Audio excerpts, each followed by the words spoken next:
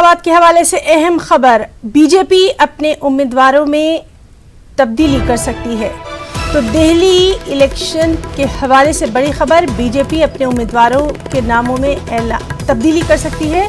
दरअसल अरविंद केजरीवाल के खिलाफ किसी दूसरे उम्मीदवार को बीजेपी मैदान में उतार सकती है। फिलहाल सुनील यादव हैं अरविंद केजरीवाल के खिलाफ उम्मीदवार।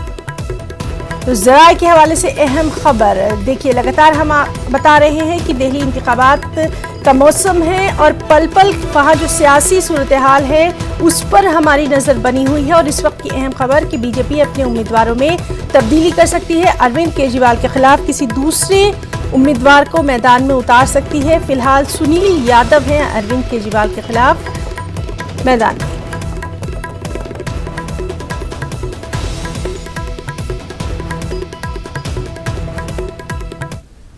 और हिंद नेपाल